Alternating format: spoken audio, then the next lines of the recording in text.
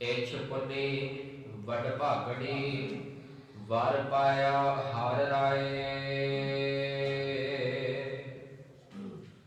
ਮਿਲ ਸਹੀਆ ਮੰਗਲ ਗਾਵਹੀ ਗੀਤ ਗੋਬਿੰਦ ਅਲਾਏ। ਹਰ ਜਿਹਾ ਅਵਰ ਨ ਦਿਸਈ ਕੋਈ ਦੂਜਾ ਲਵੈ ਨਾ ਲਾਏ।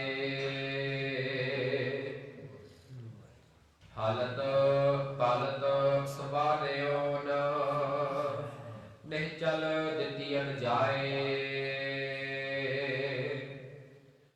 ਸੰਸਾਰ ਸਾਗਰ ਤੇ ਰਖਿਅਨ ਬਹੁੜ ਨ ਜਨਮੈ ਧਾਏ।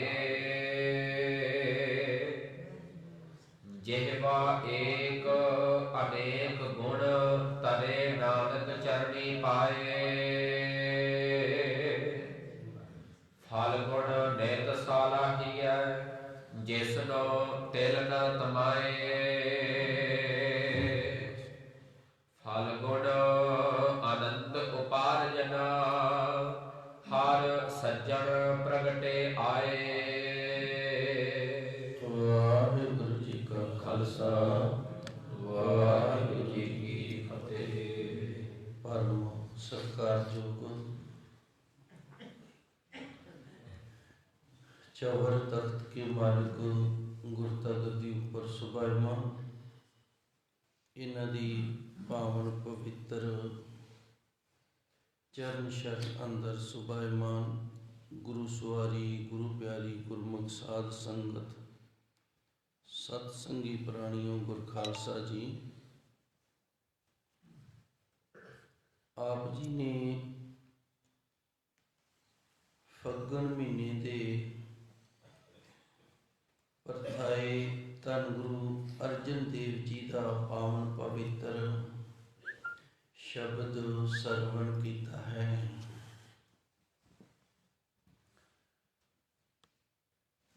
ਧੰਨ ਗੁਰੂ ਅਰਜਨ ਦੇਵ ਜੀ ਦੀ ਪਾਵਨ ਪਵਿੱਤਰ ਬਾਣੀ 12 ਮਾਹਾ ਜਿਸ ਦੀਆਂ 14 ਪੌੜੀਆਂ ਹਨ। ਪਹਿਲੀ ਤੇ ਆਖਰੀ ਪੌੜੀ ਮੰਗਲਾਚਰਨ ਦੇ ਰੂਪ ਦੇ ਵਿੱਚ ਹੈ। ਬਾਕੀ 12 ਪੌੜੀਆਂ 12 ਮਹੀਨਿਆਂ ਦੇ ਪਰਥਾਏ ਮਹੀਨੇ ਨੂੰ ਸਿਧਾਂਤ ਬਣਾ ਕੇ ਉਪਦੇਸ਼ ਗਿਆਨ ਦੀ ਦਾਤ ਬਖਸ਼ਿਸ਼ ਕੀਤੀ ਹੈ। ਚੇਤ ਗੋਬਿੰਦ ਅਰਾਧਿਏ ਹੋਵੇ ਆਨੰਦ ਕਣਾ। ਧੰਨ ਗੁਰੂ ਨਾਨਕ ਦੇਵ ਜੀ ਨੇ ਚੇਤ ਮਹੀਨੇ ਨੂੰ ਪਹਿਲਾ ਮਹੀਨਾ ਦੱਸਿਆ ਹੈ। ਵੈਸੇ ਬਿਕਰ ਇੱਕ ਵਿਸਾਖ ਤੋਂ ਪ੍ਰਾਰੰਭ ਹੁੰਦਾ ਹੈ। ਇਹ ਇੱਕ ਵਿਸਾਖ ਵਾਲੇ ਦਿਨ ਬਦਲੇਗਾ, ਪਰ ਧੰਨ ਗੁਰੂ ਨਾਨਕ ਦੇਵ ਜੀ ਸੱਚੇ ਸਤਿਗੁਰੂ ਨੇ ਜੋ ਮਹੀਨਿਆਂ ਦੇ ਨਾਮ ਨੇ ਉਹਨਾਂ ਵਿੱਚੋਂ ਇੱਕ ਨਿਚੋੜ ਕੱਢਿਆ। ਚੇਤ ਦਾ ਅਰਥ ਹੁੰਦਾ ਚੇਤੇ ਕਰਨਾ। ਧੰਨ ਗੁਰਬਾਣੀ ਦੇ ਅੰਦਰ ਫਰਮਾਨ ਆਉਂਦਾ ਹੈ, ਚੇਤਾ ਈ ਤਾਂ ਚੇਤ। ਜੇ ਤੈਨੂੰ ਉਸ ਵਕਤ ਦਾ ਚੇਤਾ ਹੈ ਨਾ ਵੀ ਅੱਗੇ ਜਾ ਕੇ ਦਰਗਾਹ ਦੇ ਵਿੱਚ ਮੈਨੂੰ ਲੇਖਾ ਦੇਣਾ ਪੈਣਾ ਹੈ, ਮੈਂ ਧਰਮਰਾਜ ਦੇ ਪੇਸ਼ ਹੋਣਾ ਹੈ, ਮੇਰੇ ਕਰਮਾਂ ਦੀ ਫੋਲਾ ਫਾਲੀ ਕੀਤੀ ਜਾਣੀ ਹੈ, ਤਾਂ ਫਿਰ ਉਸ ਪਰਮਾਤਮਾ ਨੂੰ ਚੇਤੇ ਕਰ। ਚੇਤ ਦਾ ਅਰਥ ਹੈ ਚੇਤੇ ਕਰਨਾ। ਚੇਤ ਗੋਬਿੰਦ ਅਰਾਧਿਏ ਹੋਵੇ ਆਨੰਦ ਕਣਾ। ਫਿਰ ਅੱਗੇ ਦੂਜਾ ਮਹੀਨਾ ਆਉਂਦਾ ਹੈ ਵਿਸਾਖ। ਵੈਸਾਖ ਧੀਰਨ ਕਿਉਂ ਵਾਢੀਏ ਜਿੰਨਾ ਪ੍ਰੇਮ ਵਿਛੋਹ। ਵਾਢੀਏ ਦਾ ਅਰਥ ਹੁੰਦਾ ਹੈ ਵਿਛੜੇ ਹੋਏ, ਤੇ ਧੀਰਨ ਦਾ ਅਰਥ ਹੈ ਧੀਰਜ। ਜਿਨ੍ਹਾਂ ਨੇ ਉਸ ਪ੍ਰਭੂ ਪਰਮਾਤਮਾ ਨੂੰ ਚੇਤ ਦੇ ਮਹੀਨੇ ਦੇ ਵਿੱਚ ਚੇਤਨਾ ਸ਼ੁਰੂ ਕਰ ਦਿੱਤਾ, ਉਹਨਾਂ ਦੇ ਵਿੱਚ ਫਿਰ ਉਸ ਪ੍ਰਭੂ ਪਰਮਾਤਮਾ ਦੀ ਪ੍ਰਾਪਤੀ ਦਾ ਵਿਰਾਗ ਪੈਦਾ ਹੋ ਜਾਂਦਾ ਹੈ। ਤੇ ਧੰਨ ਗੁਰੂ ਜੀ ਰਹਿਮਤ ਕਰਦੇ ਨੇ ਵਿਸਾਖ ਦੇ ਮਹੀਨੇ ਨੂੰ ਸਿਧਾਂਤ ਬਣਾ ਕੇ ਵੀ ਜਿਨ੍ਹਾਂ ਨੇ ਉਸ ਪਰਮਾਤਮਾ ਨੂੰ ਪ੍ਰਾਪਤ ਕਰਨ ਦੇ ਲਈ ਅੰਦਰ ਵਿਰਾਗ ਨੂੰ ਉਤਪੰਨ ਕਰ ਲਿਆ ਹੈ, ਉਹਨਾਂ ਨੂੰ ਕਿਸ ਤਰੀਕੇ ਨਾਲ ਅਸੀਂ ਧੀਰਜ ਦੇ ਸਕਦੇ ਹਾਂ? ਇੱਕੋ ਤੇ ਇੱਕ ਤਰੀਕਾ ਹੈ, ਉਹ ਪ੍ਰਭੂ ਪਰਮਾਤਮਾ ਉਹਨਾਂ ਨੂੰ ਮਿਲਣਾ ਕਰੇ ਤੇ ਫਿਰ ਉਹਨਾਂ ਨੂੰ ਧੀਰਜ ਹੋਵੇਗੀ। ਜਿਵੇਂ ਇੱਕ ਬੱਚਾ ਹੈ, ਉਹ ਮਾਂ ਤੋਂ ਵਿਛੜਿਆ ਹੈ, ਉਹਨੂੰ ਤੁਸੀਂ ਕਿੰਨਾ ਚੰਗਾ ਖਾਣ ਨੂੰ ਦਿਓ, ਉਹਨੂੰ ਉਹ ਚੰਗਾ ਨਹੀਂ ਲੱਗੇਗਾ। ਬੱਚਿਆਂ ਨੂੰ ਖੇਡਾਂ ਬੜੀਆਂ ਪਿਆਰੀਆਂ ਲੱਗਦੀਆਂ ਨੇ। ਬੱਚੇ ਨੂੰ ਚੰਗੀ ਤੋਂ ਚੰਗੀ ਖੇਡ ਖੇਡਣ ਵਾਸਤੇ ਦਿਓ, ਉਹਨੂੰ ਚੰਗੀ ਨਹੀਂ ਲੱਗੇਗੀ, ਕਿਉਂਕਿ ਉਸ ਦੇ ਅੰਦਰ ਮਾਤਾ ਦਾ ਵਿਯੋਗ ਹੈ ਜਿਹੜਾ, ਉਹ ਮਾਤਾ ਨੂੰ ਮਿਲੇ ਤੋਂ ਬਿਨਾਂ ਧੀਰਜ ਹੀ ਨਹੀਂ ਬਚਣ ਦਿੰਦਾ। ਤੇ ਗੁਰੂ ਜੀ ਰਹਿਮਤ ਕਰਦੇ ਨੇ, ਵਿਸਾਖ ਧੀਰਨ ਕਿਉਂ ਵਾਢੀਏ, ਜਿਹੜੇ ਪ੍ਰਭੂ ਪਰਮਾਤਮਾ ਦੇ ਵਿਯੋਗ ਦੇ ਵਿੱਚ, ਉਸ ਦੇ ਵਿਛੋੜੇ ਦੇ ਵਿੱਚ ਵਿਲਕ ਰਹੇ ਨੇ, ਉਹਨਾਂ ਨੂੰ ਤਾਂ ਧੀਰਜ ਭਾਈ ਉਸ ਪਰਮਾਤਮਾ ਦੇ ਦਰਸ਼ਨ ਦੇ ਨਾਲ ਹੀ ਹੋਏਗਾ। ਜਿੰਨਾ ਪ੍ਰੇਮ ਵਿਛੋੜ, ਜਿਨ੍ਹਾਂ ਦੇ ਅੰਦਰ ਪਿਆਰ ਦਾ ਵਿਛੋੜਾ ਹੈ। ਫਿਰ ਅੱਗੇ ਆ ਜਾਂਦਾ ਜੇਠ ਦਾ ਮਹੀਨਾ। ਜੇਠ ਜੁੜੰਦਾ ਲੋੜੀਏ, ਜਿਸ ਅੱਗੇ ਸਭ ਨਵਨ। ਫਿਰ ਗੁਰੂ ਮਹਾਰਾਜ ਜੀ ਰਹਿਮਤ ਕਰਦੇ ਨੇ, ਭਾਈ ਜੇਠ ਦਾ ਮਹੀਨਾ ਜਿਹੜਾ, ਇਹਦੇ ਤੋਂ ਇਹ ਸਿੱਖਿਆ ਲੈਣੀ ਹੈ, ਸਾਨੂੰ ਲੋੜ ਹੈ ਉਸ ਪ੍ਰਭੂ ਪਰਮਾਤਮਾ ਦੇ ਨਾਲ ਮਿਲਣ ਦੀ। ਅਸੀਂ ਉਹਦੇ ਨਾਲ ਮਿਲ ਕੇ ਤੇ ਸੁੱਖ ਦੇ ਵਿੱਚ ਰਹਿ ਸਕਦੇ ਹਾਂ। ਜੇਠ ਜੁੜੰਦਾ ਲੋੜੀਏ, ਉਸ ਦੇ ਨਾਲ ਸਾਨੂੰ ਲੋੜ ਹੈ ਜੁੜਨ ਦੀ, ਜਿਸ ਪਰਮਾਤਮਾ ਦੇ ਅੱਗੇ ਸਾਰੇ ਹੀ ਨਿਉਂਦੇ ਨੇ। ਕਰਮ ਵੀ ਨਿਉ ਜਾਂਦੇ ਨੇ, ਦੇਵੀ ਦੇਵਤੇ ਵੀ ਨਿਉਂਦੇ ਨੇ, ਧਰਮਰਾਜ ਵੀ ਨਿਉਂਦਾ, ਫਿਰ ਲੇਖਾ ਨਹੀਂ ਲੈਂਦਾ ਜਦੋਂ ਅਸੀਂ ਪ੍ਰਭੂ ਪਰਮਾਤਮਾ ਦੇ ਨਾਲ ਜੁੜ ਗਏ। ਇਸੇ ਤਰ੍ਹਾਂ 12 ਦੇ 12 ਮਹੀਨੇ ਨੇ, ਤੇ ਇਹਨਾਂ 12 ਮਹੀਨਿਆਂ ਦੇ ਨਾਮ ਤੋਂ ਧੰਨ ਗੁਰੂ ਨਾਨਕ ਦੇਵ ਜੀ ਨੇ ਬੜਾ ਤੱਤ ਨਿਚੋੜ ਕੇ ਸਾਨੂੰ ਸਿੱਖਿਆ ਦਿੱਤੀ ਹੈ, ਗਿਆਨ ਦਿੱਤਾ ਹੈ। ਤੇ ਅੱਜ ਭਾਈ ਵਾਰੀ ਆਈਏ ਫੱਗਣ ਮਹੀਨੇ ਦੀ। ਆਮ ਬੋਲੀ 'ਚ ਅਸੀਂ ਫੱਗਣ ਆਖ ਦਿੰਦੇ ਹਾਂ। ਧੰਨ ਗੁਰਬਾਣੀ ਦੇ ਅੰਦਰ ਇਸ ਦਾ ਨਾਮ ਲਿਖਿਆ ਫਲ ਗੁਣ। ਫਲ ਗੁਣ, ਜਦੋਂ ਅਸੀਂ 11 ਮਹੀਨੇ ਗੁਰੂ ਦੇ ਉਪਦੇਸ਼ ਦੇ ਨਾਲ ਜੁੜਾਂਗੇ ਤੇ ਫਿਰ ਇਸ ਮਹੀਨੇ ਦੇ ਵਿੱਚ ਸਾਨੂੰ ਪ੍ਰਾਪਤ ਕੀ ਹੋਏਗਾ? ਗੁਣਾਂ ਦਾ ਫਲ। ਫਲ ਗੁਣ, ਗੁਣਾਂ ਦਾ ਫਲ ਲੱਗੇਗਾ ਸਾਨੂੰ। ਜਿਵੇਂ ਵੇਖੋ 6 ਮਹੀਨੇ ਹੋ ਗਏ ਨੇ ਨਾ ਸਾਨੂੰ ਖੇਤੀ ਸਾਂਭਦਿਆਂ ਨੂੰ। 6 ਮਹੀਨਿਆਂ ਦੀ ਖੇਤੀ ਦਾ ਸਾਨੂੰ ਫਲ ਕੀ ਮਿਲਣਾ ਹੈ? ਕਣਕ ਸਿੱਟੇ ਕੱਢੇਗੀ, ਸੋਹਣੇ ਦਾਣੇ ਹੋਣਗੇ, ਇਹ ਸਾਨੂੰ ਫਲ ਪ੍ਰਾਪਤ ਹੋਇਆ ਹੈ। ਸੋ ਜਿਹੜਾ ਗੁਰਮੁਖ ਪਿਆਰਾ ਧੰਨ ਗੁਰਬਾਣੀ ਦੇ ਜ਼ਰੀਏ ਉਸ ਪ੍ਰਭੂ ਪਰਮਾਤਮਾ ਦੇ ਨਾਲ ਜੁੜਦਾ ਹੈ ਨਾ, ਉਹਨੂੰ ਫਿਰ ਗੁਣ ਪ੍ਰਾਪਤ ਹੁੰਦਾ ਹੈ। ਫਲ, ਇਹ ਫਲ ਮਿਲਦਾ ਉਹਨੂੰ ਰੱਬ ਦੇ ਨਾਲ ਜੁੜਨ ਦਾ। ਕਾਹਦਾ? ਗੁਣਾਂ ਦਾ। ਉਹ ਗੁਣਵਾਨ ਹੋ ਜਾਂਦਾ ਹੈ। ਸੋ ਗੁਰੂ ਮਹਾਰਾਜ ਜੀ ਸੱਚੇ ਸਤਿਗੁਰ ਨੇ ਕਿਰਪਾ ਕੀਤੀ। ਫਲ ਗੁਣ ਆਨੰਦ ਉਪਾਰਜਨਾ। ਉਪਾਰਜਨਾ ਦਾ ਅਰਥ ਹੁੰਦਾ ਪੈਦਾ ਹੋ ਜਾਣਾ। ਉਹਨਾਂ ਗੁਰਮੁਖ ਪਿਆਰਿਆਂ ਦੇ ਅੰਦਰ ਉਸ ਪਰਮਾਤਮਾ ਦੇ ਗੁਣਾਂ ਦਾ ਜਿਹੜਾ ਫਲ ਹੈ ਨਾ, ਉਹ ਆਨੰਦ ਹੈ। ਪਰਮਾਤਮਾ ਦੇ ਗੁਣ ਜਿਹੜੇ ਜੀਵਨ ਦੇ ਵਿੱਚ ਧਾਰਨ ਕਰਨੇ ਨੇ, ਇਹਨਾਂ ਦਾ ਜੋ ਫਲ ਹੈ ਉਹ ਮਨੁੱਖ ਨੂੰ ਆਨੰਦ ਮਿਲਦਾ ਹੈ। ਜਿਹੜਾ ਸਰੀਰ ਨੂੰ ਮਿਲਦਾ ਹੈ ਇਹਨੂੰ ਸੁੱਖ ਆਖਿਆ ਜਾਂਦਾ ਹੈ। ਜਿਹਦੇ ਨਾਲ ਸਰੀਰ ਸੁਖਾਲਾ ਰਵੇ ਉਹਨੂੰ ਸੁੱਖ ਆਖਿਆ ਜਾਂਦਾ ਹੈ। ਇਹ ਬਾਹਰ ਦਾ ਹੈ। ਬਾਹਰ ਬੜੀ ਠੰਡ ਪੈ ਰਹੀ ਹੈ, ਅਸੀਂ ਬਿਸਤਰੇ 'ਚ ਵੜ ਜਾਂਦੇ ਹਾਂ, ਸਰੀਰ ਸੁਖਾਲਾ ਹੋ ਗਿਆ, ਇਹ ਸੁੱਖ ਮਿਲਿਆ ਹੈ, ਆਨੰਦ ਨਹੀਂ ਹੈਗਾ, ਇਹ ਸੁੱਖ ਹੈ। ਤੇ ਸੁੱਖ ਜਿਹੜਾ ਇਹ ਸਦੀਵੀ ਨਹੀਂ ਰਹਿੰਦਾ। ਸੁੱਖ ਜਿਹੜਾ ਇਹ ਸਦੀਵੀ ਨਹੀਂ ਰਹਿੰਦਾ। ਇਹ ਜਿਵੇਂ ਜਿਵੇਂ ਪੁਰਾਣਾ ਹੁੰਦਾ ਜਾਂਦਾ ਉਵੇਂ ਉਵੇਂ ਘਟਦਾ ਜਾਂਦਾ ਹੈ। ਤੇ ਇਹ ਹੁੰਦਾ ਵੀ ਬਾਹਰ ਦਾ ਹੀ ਹੈ, ਅੰਦਰ ਸੁੱਖ ਨਹੀਂ, ਅੰਦਰ ਆਨੰਦ ਹੈ। ਤੇ ਅੰਦਰ ਦਾ ਆਨੰਦ ਜਿਹੜਾ ਉਸ ਪਰਮਾਤਮਾ ਦੇ ਗੁਣਾਂ ਦੇ ਨਾਲ ਪ੍ਰਾਪਤ ਹੁੰਦਾ ਹੈ। ਜਦੋਂ ਤੱਕ ਅਸੀਂ ਉਸ ਪਰਮਾਤਮਾ ਦੇ ਗੁਣਾਂ ਨੂੰ ਅੰਦਰ ਨਹੀਂ ਵਸਾਉਂਦੇ, ਅੰਦਰ ਨਹੀਂ ਧਾਰਨ ਕਰਦੇ, ਉਦੋਂ ਤੱਕ ਅੰਦਰ ਆਨੰਦ ਨਹੀਂ ਵੱਜਦਾ। ਬਾਬਾ ਫਰੀਦ ਜੀ ਦਾ ਸ਼ਲੋਕਾਂ ਦੇ ਅੰਦਰ ਫਰਮਾਨ ਹੈ, ਫਰੀਦਾ ਜੰਗਲ ਕਿਆ ਪਵ ਹੈ, ਵਣ ਕੰਢੇ ਮੋੜੇ। ਇੱਕ ਸਮਾਂ ਸੀ, ਉਸ ਪ੍ਰਭੂ ਪਰਮਾਤਮਾ ਦੀ ਪ੍ਰਾਪਤੀ ਦੇ ਲਈ ਕੁਝ ਸਾਧੂ ਸੰਤ ਆਪਣੇ ਘਰ ਪਰਿਵਾਰ ਨੂੰ, ਸੰਸਾਰ ਨੂੰ ਛੱਡ ਕੇ ਜੰਗਲਾਂ ਦੇ ਵਿੱਚ ਜਾ ਕੇ ਵਾਸਾ ਕਰ ਲੈਂਦੇ ਸਨ। ਕਾਹਦੇ ਵਾਸਤੇ? ਵੀ ਸਾਡੇ ਅੰਦਰ ਆਨੰਦ ਵੱਜ ਜਾਵੇ, ਅਸੀਂ ਅੰਦਰ ਦੇ ਆਨੰਦ ਨੂੰ ਮਾਨਣਾ ਕਰੀਏ। ਤੇ ਬਾਬਾ ਫਰੀਦ ਜੀ ਕਹਿੰਦੇ ਨੇ ਇਸ ਤਰ੍ਹਾਂ ਆਨੰਦ ਨਹੀਂ ਮਿਲਦਾ। ਜੰਗਲ ਜੰਗਲ ਕਿਆ ਪਵੇ, ਵਣ ਕੰਢਾ ਮੋੜੇ। ਜਦੋਂ ਅਸੀਂ ਜੰਗਲ ਦੇ ਵਿੱਚ ਜਾਵਾਂਗੇ, ਉੱਥੇ ਭਾਵਾਂਗੇ ਤੇ ਉੱਥੇ ਕੀ ਹੈ, ਵਣ ਰੁੱਖ ਹੋਣਗੇ, ਕੰਢੇ ਹੋਣਗੇ, ਮੋੜੇ ਹੋਣਗੇ, ਕਿਉਂਕਿ ਜੰਗਲ ਦੇ ਵਿੱਚ ਤਾਂ ਫਿਰ ਇਹ ਚੀਜ਼ਾਂ ਹੀ ਹੁੰਦੀਆਂ ਨੇ। ਉੱਥੇ ਕਿਹੜਾ ਰਾਹ ਹੁੰਦੇ ਨੇ, ਸਾਫ਼ ਕੀਤੇ ਹੁੰਦੇ ਨੇ। ਵਸੀ ਰੱਬ ਹਿਆਲੀਏ, ਹਿਰਦੇ ਦੇ ਵਿੱਚ। ਹਿਆਲੀਏ ਕਹਿੰਦੇ ਨੇ ਹਿਰਦੇ ਨੂੰ। ਉਸ ਪ੍ਰਭੂ ਪਰਮਾਤਮਾ ਦਾ ਜਿਹੜਾ ਵਸ ਹੈ ਨਾ, ਉਹ ਹਿਰਦੇ ਦੇ ਵਿੱਚ ਹੈ। ਤੇ ਇਸ ਲਈ ਬਾਬਾ ਫਰੀਦ ਜੀ ਸਾਨੂੰ ਵਰਜਲੇ ਨੇ, ਜੰਗਲ ਕਿਆ ਢੂੰਡੇ। ਭਈ ਜੰਗਲ ਦੇ ਵਿੱਚ ਕੀ ਲੱਭਣਾ ਹੈ? ਲੱਭਣਾ ਤੇ ਇਸ ਸਰੀਰ ਦੇ ਵਿੱਚੋਂ ਲੱਭਣਾ ਕਰੀਏ। ਬੜੇ ਦ੍ਰਿਸ਼ਟਾਂਤ ਮਿਲਦੇ ਨੇ ਗੁਰਬਾਣੀ ਦੇ ਅੰਦਰ, ਜੋ ਸਾਨੂੰ ਅੰਦਰ ਦਾ ਆਨੰਦ ਹੈ ਜਿਹੜਾ ਉਹ ਮਾਨਣ ਲਈ, ਅੰਦਰ ਦੇ ਆਨੰਦ ਨੂੰ ਪ੍ਰਾਪਤ ਕਰਨ ਦੇ ਲਈ ਇਸ਼ਾਰੇ ਦਿੱਤੇ ਗਏ ਨੇ, ਸਾਰਤਾਂ ਦਿੱਤੀਆਂ ਗਈਆਂ ਨੇ। ਸੋ ਧੰਨ ਗੁਰੂ ਮਹਾਰਾਜ ਜੀ ਨੇ ਕਿਰਪਾ ਕੀਤੀ ਹੈ। ਅੱਜ ਫੱਗਣ ਦੇ ਮਹੀਨੇ ਨੂੰ ਮੁੱਖ ਰੱਖ ਕੇ ਗੁਰੂ ਜੀ ਨੇ ਸਿਧਾਂਤ ਦਿੱਤਾ ਹੈ, ਫਲਗੁਣ ਆਨੰਦ ਉਪਾਰਜਨਾ। ਫੱਗਣ ਦੇ ਮਹੀਨੇ ਦੇ ਵਿੱਚ ਜਿਹੜੇ ਪਿਛਲੇ 11 ਮਹੀਨਿਆਂ ਦੇ ਵਿੱਚ ਧੰਨ ਗੁਰਬਾਣੀ ਤੋਂ ਅਸੀਂ ਗੁਣ ਪ੍ਰਾਪਤ ਕੀਤੇ ਨੇ, ਉਹਨਾਂ ਦਾ ਫਲ ਇਹ ਵੀ ਮਨੁੱਖ ਦੇ ਅੰਦਰ ਆਨੰਦ ਪੈਦਾ ਹੋ ਜਾਂਦਾ ਹੈ।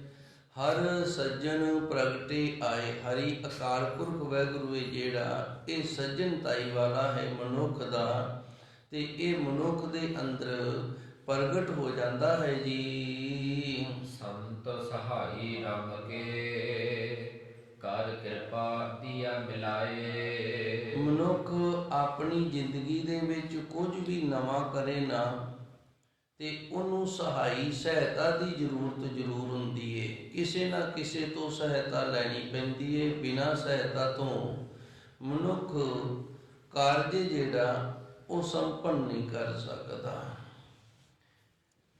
ਬੱਚਾ ਹੈ, ਇਹਨੇ ਚੰਗਾ ਡਾਕਟਰ ਬਣਨਾ ਹੈ, ਇੰਜੀਨੀਅਰ ਬਣਨਾ ਹੈ, ਤੇ ਇਹਨੂੰ ਵੀ ਸਹਾਇਤਾ ਦੀ ਲੋੜ ਹੈ।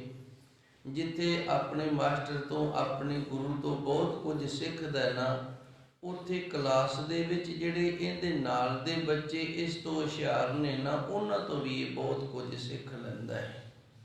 ਸੋ ਧੰਨ ਗੁਰਬਾਣੀ ਦੇ ਅੰਦਰ ਗੁਰੂ ਮਹਾਰਾਜ ਜੀ ਨੇ ਇੱਥੇ ਸਾਨੂੰ ਦੱਸਿਆ ਹੈ ਵੀ ਜਿਹੜਾ ਅੰਦਰ ਸਾਡੇ ਆਨੰਦ ਪੈਦਾ ਹੁੰਦਾ ਹੈ, ਉਸ ਪ੍ਰਭੂ ਪਰਮਾਤਮਾ ਦੇ ਗੁਣਾਂ ਨੂੰ ਪ੍ਰਾਪਤ ਕਰਕੇ ਉਹ ਇਸ ਤਰ੍ਹਾਂ ਦਾ ਆਨੰਦ ਹੈ ਕਿ ਇਸ ਆਨੰਦ ਦੇ ਨਾਲ ਅੰਦਰ ਸਾਡੀ ਸੱਜਣਤਾਈ ਵਾਲਾ ਅਕਾਲ ਪੁਰਖ ਵਾਹਿਗੁਰੂ ਜਿਹੜਾ ਇਹ ਪ੍ਰਗਟ ਹੋ ਜਾਂਦਾ ਹੈ।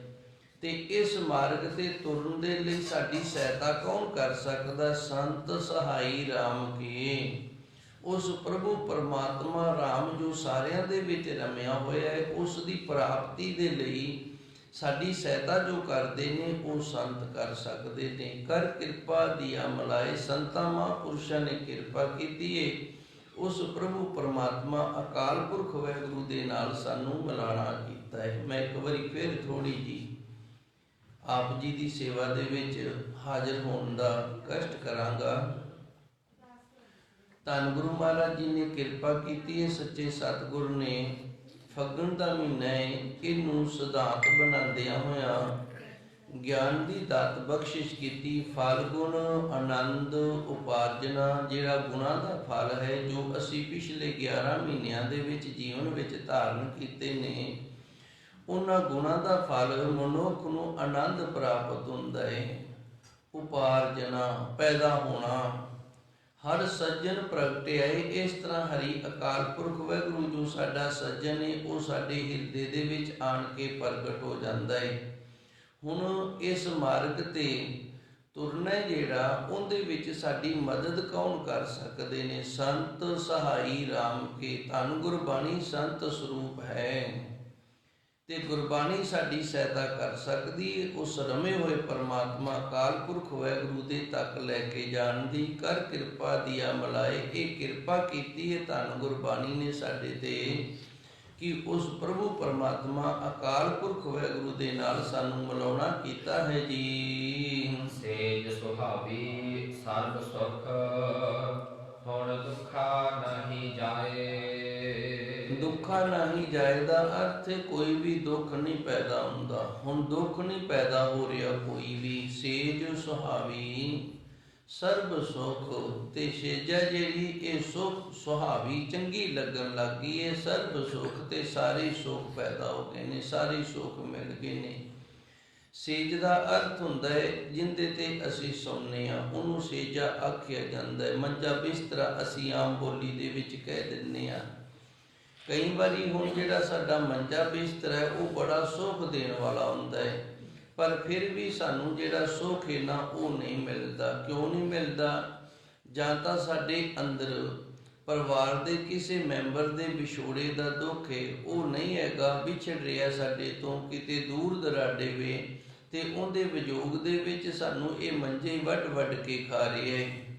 ਦੂਸਰਾ ਕਾਰਨ ਨੇ ਸਾਨੂੰ ਕਈ ਪ੍ਰਕਾਰ ਦੀਆਂ ਬਿਮਾਰੀਆਂ ਲੱਗੀਆਂ ਹੋਈਆਂ ਨੇ, ਜਿਸ ਕਰਕੇ ਅਸੀਂ ਉਸ ਮੰਜੇ ਦਾ ਜਿਹੜਾ ਸੁੱਖ ਹੈ ਨਾ ਉਹ ਨਹੀਂ ਲੈ ਰਹੇ, ਤੜਫ ਰਹੇ ਹਾਂ ਉਹਦੇ ਤੇ। ਸੋ ਧੰਨ ਗੁਰੂ ਮਹਾਰਾਜ ਜੀ ਨੇ ਇੱਥੇ ਸਾਨੂੰ ਸੇਜ ਦਾ ਦ੍ਰਿਸ਼ਟਾਂਤ ਦਿੰਦਿਆਂ ਹੋਇਆਂ ਇਸ ਨੁਕਤੇ ਦੇ ਨਾਲ ਸਮਝਾਣਾ ਕੀਤਾ। ਸੇਜ ਸੁਹਾਵੀ ਸਰਬ ਸੁਖ।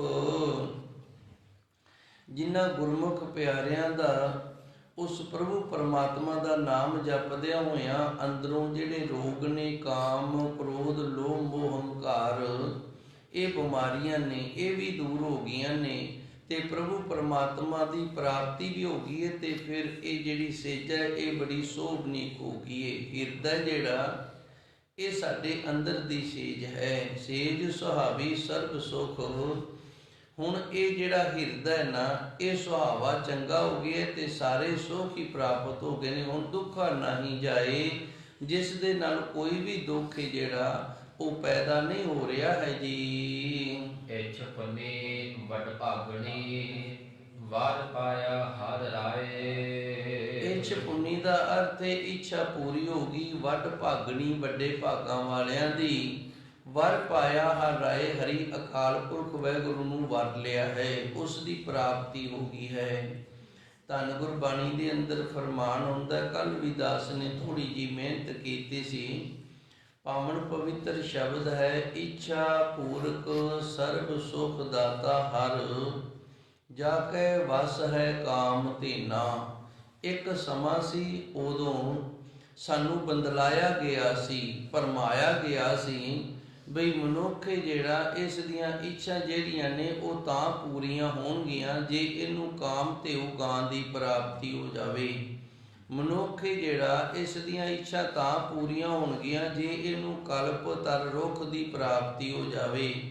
ਮਨੁੱਖ ਜਿਹੜਾ ਇਸ ਦੀਆਂ ਇੱਛਾ ਤਾਂ ਪੂਰੀਆਂ ਹੋਣਗੀਆਂ ਜੇ ਇਹਨੂੰ ਚਿੰਤਾਮਣੀ ਦੀ ਪ੍ਰਾਪਤੀ ਹੋ ਜਾਵੇ। ਇਹ ਤਿੰਨ ਚੀਜ਼ਾਂ ਸਨ, ਤਿੰਨ ਵਸਤੂਆਂ ਸਨ, ਤਿੰਨ ਸਾਧਨ ਸਨ।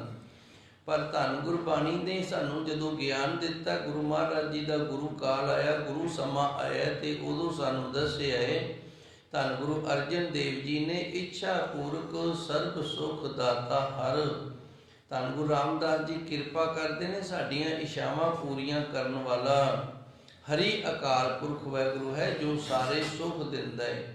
ਹੁਣ ਇੱਥੇ ਸਵਾਲ ਇਹ ਪੈਦਾ ਹੋ ਜਾਂਦਾ ਵੀ ਸਾਡੇ ਅੰਦਰ ਦੀ ਇੱਛਾ ਕੀ ਹੈ।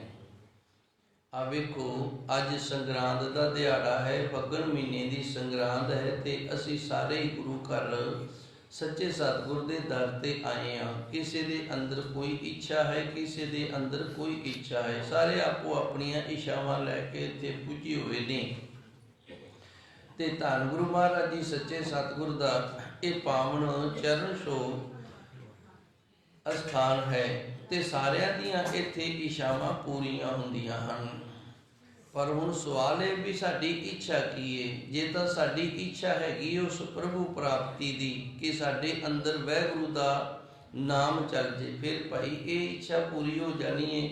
ਜੇ ਅਸੀਂ ਪੁੱਤ ਦੀ, ਦੁੱਧ ਦੀ, ਧਨ ਦੌਲਤ ਦੀ ਜਾਂ ਹੋਰ ਕਿਸੇ ਪ੍ਰਕਾਰ ਦੀ ਇੱਛਾ ਲੈ ਕੇ ਆਏ ਹਾਂ, ਤੇ ਫਿਰ ਪ੍ਰਭੂ ਪਰਮਾਤਮਾ ਦੀ ਪ੍ਰਾਪਤੀ ਨਹੀਂ ਹੋਏਗੀ।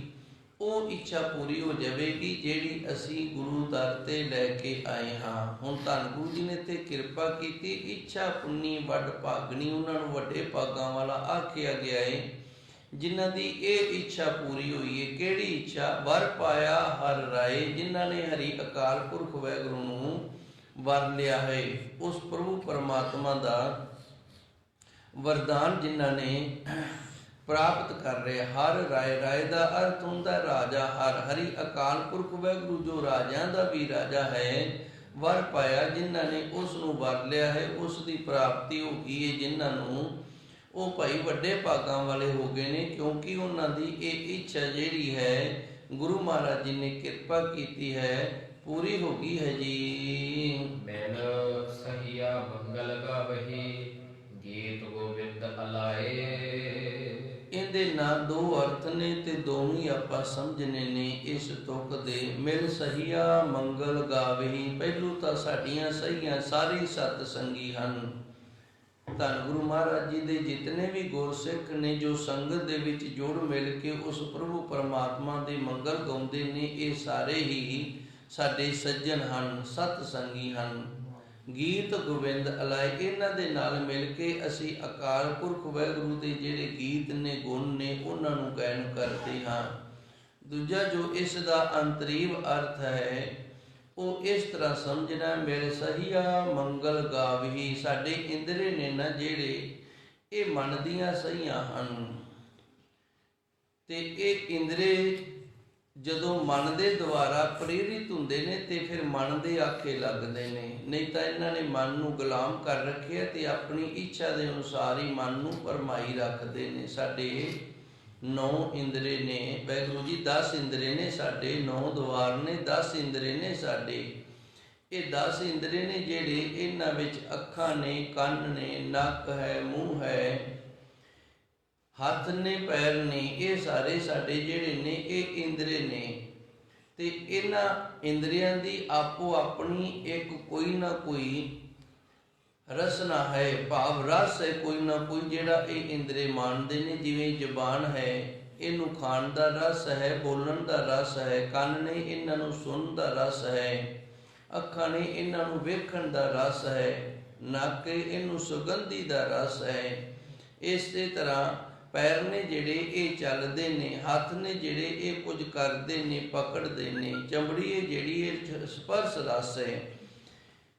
ਸੋ ਇਹ ਜਿਹੜੇ ਇੰਦਰੇ ਨੇ ਇਹ ਆਪਣੇ ਰਸ ਨੂੰ ਲੈਣ ਦੇ ਲਈ ਮਨ ਨੂੰ ਇਸ ਪਾਸੇ ਪ੍ਰੇਰ ਦਿੰਦੇ ਨੇ। ਪਰ ਜਦੋਂ ਸੱਚੇ ਸਤਿਗੁਰ ਦੀ ਕਿਰਪਾ ਹੋ ਜਾਂਦੀ ਏ, ਮਨ ਸ਼ੁੱਧ ਤੇ ਪਵਿੱਤਰ ਹੋ ਜਾਂਦਾ ਹੈ, ਫਿਰ ਇਹਨਾਂ ਇੰਦਰੀਆਂ ਨੂੰ ਨਾਲ ਲੈ ਕੇ ਉਸ ਪ੍ਰਭੂ ਪਰਮਾਤਮਾ ਦੇ ਗੁਣ ਗਾਇਨ ਕਰਦਾ ਹੈ। ਮਿਲ ਸਹੀਆ ਮੰਗਲ ਗਾਵਹੀ, ਫਿਰ ਮਨ ਦੇ ਨਾਲ ਜਿਤਨੇ ਵੀ ਇੰਦਰੇ ਨੇ ਇਹ ਸਾਰੇ ਦੇ ਸਾਰੇ ਸਖੀ ਬਣ ਕੇ, ਸੱਜਣ ਬਣ ਕੇ ਅੱਖਾਂ ਉਸ ਪ੍ਰਭੂ ਪਰਮਾਤਮਾ ਦੇ ਸਰੂਪ ਧੰਨ ਗੁਰਬਾਣੀ ਦੇ ਦਰਸ਼ਨ ਕਰਦੀਆਂ ਨੇ, ਕੰਨ ਧੰਨ ਗੁਰਬਾਣੀ ਨੂੰ ਸੁਣਦੀਆਂ ਨੇ, ਨਾਮ ਸੁਣਦੀਆਂ ਨੇ, ਪੈਰ ਗੁਰੂ ਘਰ ਚੱਲ ਕੇ ਜਾਂਦੇ ਨੇ, ਹੱਥ ਗੁਰੂ ਘਰ ਦੀ ਸੇਵਾ ਕਰਦੇ ਨੇ, ਰਸਨਾ ਦੁਆਰਾ ਪ੍ਰਭੂ ਪਰਮਾਤਮਾ ਦਾ ਨਾਮ ਜਪਿਆ ਜਾਂਦਾ ਹੈ। ਇਸ ਤਰ੍ਹਾਂ ਸਾਰੇ ਸਹੀਆਂ ਜਿਤਨੇ ਮਨ ਦੇ ਨਾਲ ਸੰਬੰਧ ਨੇ, ਮੰਗਲ ਗਾਵੀ ਉਸ ਪ੍ਰਭੂ ਪਰਮਾਤਮਾ ਦੇ ਗੁਣ ਗਾਇਨ ਕਰਦੇ ਨੇ। ਗੀਤ ਗੋਬਿੰਦ ਅਲਾਏ, ਗੀਤ ਗੋਬਿੰਦ ਜੋ ਸਾਡਾ ਮਾਲਕ ਹੈ, ਸੱਚਾ ਸਤਿਗੁਰੂ, ਸਾਰਿਆਂ ਨੂੰ ਪਾਲਣ ਕਰਨ ਵਾਲਾ, ਉਸ ਦੇ ਗੀਤਾਂ ਦਾ ਆਲਾਪ ਕਰਦੇ ਹਨ ਜੀ। ਹਰ ਜਿਹਾ ਅਵਰ ਨਾ ਦਿਸਈ, ਕੋਈ ਦੂਜਾ ਲਵੈ ਨਾ ਲਾਏ। ਮਨੁੱਖ ਦੇ ਅੰਦਰ ਇੱਕ 11ਵਾਂ ਇੰਦਰਾ ਹੈ ਤੇ ਇਹ ਜਿਹੜਾ 11ਵਾਂ ਇੰਦਰਾ ਹੈ ਇਹਨੂੰ ਮਨ ਆਖਿਆ ਜਾਂਦਾ ਹੈ। ਜਿੱਥੇ ਬਾਹਰ ਇੰਦਰੇ ਨੇ 10, ਉੱਥੇ ਇੱਕ ਅੰਦਰ ਵੀ ਇੰਦਰਾ ਹੈ ਜਿਸ ਇੰਦਰੇ ਨੂੰ ਮਨ ਆਖਿਆ ਜਾਂਦਾ ਹੈ। ਇਹ ਮਨ ਹੈ ਜਿਹੜਾ, ਇਹਦਾ ਬਾਕੀ ਸਾਰੇ ਇੰਦਰੀਆਂ ਦੇ ਨਾਲ ਸੰਬੰਧ ਹੈ। ਇਹ ਅੰਤਸਕਰਨ ਦਾ ਇੱਕ ਹਿੱਸਾ ਹੈ। ਇਸ ਤੁਕ ਨੂੰ ਥੋੜਾ ਜਿਹਾ ਗੌਰ ਦੇ ਨਾਲ ਸਮਝਣਾ, ਫਿਰ ਗੱਲ ਦੀ ਸਮਝ ਆਏਗੀ। ਹਰ ਜਿਹਾ ਅਵਰ ਨਾ ਦਿਸਈ, ਗੁਰੂ ਮਹਾਰਾਜ ਜੀ ਕਹਿੰਦੇ ਨੇ ਵੀ ਹਰੀ ਵਰਗਾ ਕੋਈ ਹੋਰ ਦਿਸਦਾ ਨਹੀਂ। ਤੇ ਇਹ ਅਵਸਥਾ ਮਨੁੱਖ ਦੀ ਕਦੋਂ ਬਣਦੀ ਹੈ? ਜਿਹਨੂੰ ਪਰਮਾਤਮਾ ਵਰਗਾ ਕੋਈ ਹੋਰ ਨਾ ਦਿਸੇ, ਦੂਜਾ ਲਵੇ ਨਾ ਲਾਏ, ਤੇ ਕੋਈ ਦੂਜਾ ਜਿਹੜਾ ਉਹ ਨੇੜੇ ਵੀ ਨਹੀਂ ਫਿਰ ਲਾਂਦਾ। ਇਹਨੂੰ ਇਸ ਤਰ੍ਹਾਂ ਸਮਝਣਾ ਕਿ ਜਿਹੜਾ ਸਾਡਾ ਮਨ ਹੈ, ਮਨ ਜਿਹਦੇ ਨਾਲ ਰਲ ਮਿਲ ਜਾਵੇ, ਫਿਰ ਮਨ ਉਸੇ ਨੂੰ ਪਸੰਦ ਕਰਦਾ ਹੈ, ਉਸੇ ਦੇ ਨਾਲ ਜੁੜਿਆ ਰਹਿੰਦਾ ਹੈ ਤੇ ਉਹੀ ਮਨ ਦਾ ਹਿੱਸਾ ਬਣ ਜਾਂਦਾ ਹੈ। ਜਿਹੜਾ ਮਨ ਦੇ ਵਿੱਚ ਵਸ ਜਾਵੇ, ਮਨ ਨੂੰ ਫਿਰ ਉਸ ਤੋਂ ਬਿਨਾ ਕੋਈ ਹੋਰ ਦੂਜਾ ਚੰਗਾ ਹੀ ਨਹੀਂ ਲੱਗਦਾ। ਹਰ ਜਿਹਾ ਅਵਰ ਨਾ ਦਿਸਈ, ਇਹ ਮਨ ਹੈ ਜਿਹੜਾ ਇਹਨੇ ਪ੍ਰਭੂ ਪਰਮਾਤਮਾ ਦੀ ਪ੍ਰਾਪਤੀ ਕਰ ਲਈ ਹੈ, ਇਸ ਨੂੰ ਨਾਮ ਰਸ ਆਉਣ ਲੱਗ ਗਿਆ, ਜਿਸ ਕਰਕੇ ਇਸ ਮਨ ਨੂੰ ਹਰੀ ਵਰਗਾ ਕੋਈ ਦੂਜਾ ਹੋਰ ਦਿਸਦਾ ਹੀ ਨਹੀਂ। ਨਾ ਤਾਂ ਕੋਈ ਹੋਰ ਰਸ ਜਿਹੜਾ ਹੈ ਉਹ ਪ੍ਰਭੂ ਪਰਮਾਤਮਾ ਦੇ ਨਾਮ ਵਰਗਾ ਦਿਸਦਾ, ਤੇ ਨਾ ਹੀ ਹੋਰ ਕੋਈ ਜਿਹੜਾ ਸੰਜੋਗੀ ਹੈ ਉਹ ਪ੍ਰਭੂ ਪਰਮਾਤਮਾ ਦੇ ਵਰਗਾ ਦਿਸਦਾ। ਕੋਈ ਦੂਜਾ ਲਵੇ ਨਾ ਲਾਏ, ਤੇ ਕੋਈ ਦੂਜਾ ਜਿਹੜਾ ਉਹ ਨੇੜੇ ਵੀ ਨਹੀਂ ਸਾਨੂੰ ਕਰ ਸਕਦਾ ਉਸ ਪ੍ਰਭੂ ਪਰਮਾਤਮਾ ਦੇ। ਜਦੋਂ ਮਨੁੱਖ ਤੇ ਕੋਈ ਮੁਸੀਬਤ ਪੈਂਦੀ ਹੈ ਨਾ, ਉਦੋਂ ਉਸ ਮਨੁੱਖ ਦੇ ਨਾਲ ਕੇਵਲ ਉਹ ਹੀ ਖੜਦੇ ਨੇ ਜਿਹੜੇ ਉਹਦੇ ਮਨ ਦੇ ਨੇੜੇ ਹੁੰਦੇ ਨੇ। ਸਾਡੀ ਨੇੜਤਾ ਹੀ ਹੈ ਜਿਹੜੀ ਇਹ 3 ਪ੍ਰਕਾਰ ਦੀ ਮੰਨੀ ਗਈ ਹੈ। ਇੱਕ ਮਾਇਆ ਦੀ ਨੇੜਤਾ ਹੀ ਹੈ, ਅਸੀਂ ਕਿਸੇ ਦੇ ਨੇੜੇ ਆ ਮਾਇਆ ਕਰਕੇ, ਉਸ ਤੋਂ ਸਾਨੂੰ ਮਾਇਆ ਪ੍ਰਾਪਤ ਹੁੰਦੀ ਹੈ, ਅਸੀਂ ਤਾਂ ਉਸ ਦੇ ਨੇੜੇ ਆ।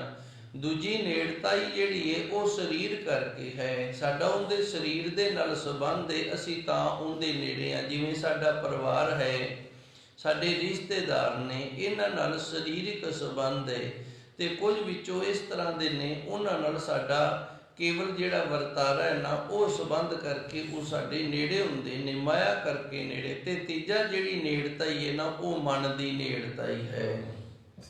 ਜਦੋਂ ਮਨ ਦੀ ਨੇੜਤਾਈ ਹੋ ਜਾਵੇ ਨਾ, ਤੇ ਫਿਰ ਬਾਕੀ 2 ਨੇੜਤਾਈਆਂ ਨੇ ਜਿਹੜੀਆਂ ਇਹ ਤੁੱਛ ਰਹਿ ਜਾਂਦੀਆਂ ਨੇ।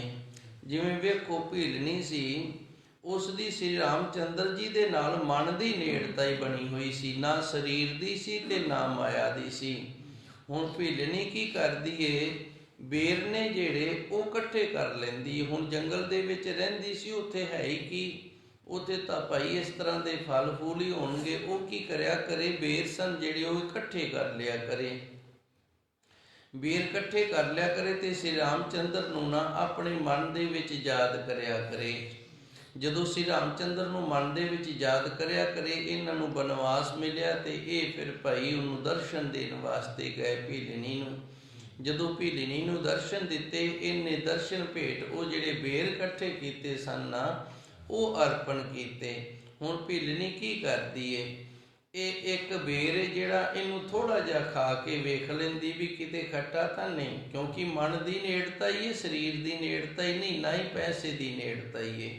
ਖਾ ਕੇ ਵੇਖਿਆ ਕਰੇ ਵੀ ਇਹ ਖੱਟਾ ਤਾਂ ਨਹੀਂ, ਤੇ ਸ੍ਰੀ ਰਾਮਚੰਦਰ ਨੂੰ ਦੇ ਦਿਆ ਕਰੇ, ਉਹ ਖਾ ਲਿਆ ਕਰਨ। ਹੁਣ ਦਿਆ ਲਛਮਣ ਨੂੰ ਵੀ ਕਰੇ, ਲਛਮਣ ਖਾਇਆ ਨਾ ਕਰੇ, ਉਹ ਸੱਟ ਦਿਆ ਕਰੇ। ਸ੍ਰੀ ਰਾਮਚੰਦਰ ਤੇ ਲਛਮਣ ਦੋਵੇਂ ਰਹਿ ਗਏ ਸਨ, ਸੀਤਾ ਨੂੰ ਰਾਵਣ ਲੈ ਗਿਆ ਸੀ, ਤੇ ਭੀਲਣੀ ਦੀ ਜਿਹੜੀ ਨੇੜਤਾ ਹੀ ਸੀ ਨਾ ਉਹ ਮਨ ਕਰਕੇ ਸ੍ਰੀ ਰਾਮਚੰਦਰ ਨਾਲ ਬਣੀ ਸੀ। ਸ੍ਰੀ ਰਾਮਚੰਦਰ ਤੇ ਲਛਮਣ ਹੁਣ ਦੋਵੇਂ ਸਕੇ ਭਰਾ ਸਨ। ਸ੍ਰੀ ਰਾਮਚੰਦਰ ਦੀ ਮਨ ਦੀ ਨੇੜਤਾ ਹੀ ਸੀ, ਤੇ ਉਸ ਨੇ ਭੀਲਣੀ ਦੇ ਝੂਠੇ ਬੇਰ ਸਨ ਵੇਖੋ ਉਹ ਖਾ ਲਏ। ਤੇ ਸ੍ਰੀ ਰਾਮਚੰਦਰ ਦੀ ਜਿਹੜੀ ਨੇੜਤਾ ਹੀ ਸੀ ਉਹ ਸਰੀਰ ਦੀ ਨੇੜਤਾ ਹੀ ਸੀ, ਤੇ ਉਹਨੂੰ ਝੂਠ ਲੱਗਦੀ ਸੀ। ਇਸ ਤਰ੍ਹਾਂ ਮਨੁੱਖ ਦੀਆਂ ਜਿਹੜੀਆਂ ਨੇੜਤਾਈਆਂ ਨੇ ਇਹ 3 ਮੰਨੀਆਂ ਨੇ। ਇੱਕ ਮਨ ਦੀ ਨੇੜਤਾਈ ਏ, ਇੱਕ ਸਰੀਰ ਦੀ ਨੇੜਤਾਈ ਏ, ਤੇ ਇੱਕ ਪੈਸੇ ਦੀ ਨੇੜਤਾਈ ਏ। ਸੋ ਗੁਰੂ ਮਹਾਰਾਜ ਜੀ ਨੇ ਇੱਥੇ ਸਾਨੂੰ ਦੱਸਿਆ ਹੈ, ਕੋਈ ਦੂਜਾ ਲਵੇ ਨਾ ਲਾਏ। ਜਦੋਂ ਮਨੁੱਖ ਤੇ ਮੁਸੀਬਤ ਪੈਂਦੀ ਹੈ ਨਾ, ਬੁਰਾ ਸਮਾਂ ਆ ਜਾਂਦਾ ਹੈ, ਫਿਰ ਸਾਡੇ ਕੋਲ ਉਹ ਹੀ ਖੜਦੇ ਨੇ ਜਿਨ੍ਹਾਂ ਦੇ ਨਾਲ ਸਾਡੀ ਮਨ ਦੀ ਨੇੜਤਾਈ ਹੈ। ਜਿਨ੍ਹਾਂ ਦੀ ਪੈਸੇ ਦੀ ਨੇੜਤਾਈ ਉਹ ਵੀ ਛੱਡ ਕੇ ਚਲੇ ਜਾਣਗੇ ਵੀ ਹੁਣ ਇਹਦੇ ਕੋਲ ਦੇਣ ਲੈਣ ਨੂੰ ਤਾਂ ਕੁਝ ਹੈ ਨਹੀਂ, ਤੇ ਜਿਨ੍ਹਾਂ ਦੀ ਸਰੀਰ ਦੀ ਨੇੜਤਾਈ ਹੈ ਉਹ ਵੀ ਛੱਡ ਦੇਣਗੇ ਵੀ ਹੁਣ ਇਹਦਾ ਸਰੀਰ ਤਾਂ ਸਾਡੇ ਕੰਮ ਦਾ ਨਹੀਂ ਰਿਹਾ। ਵੇਖਿਆ ਗਿਆ ਘਰ ਪਰਿਵਾਰਾਂ ਦੇ ਵਿੱਚ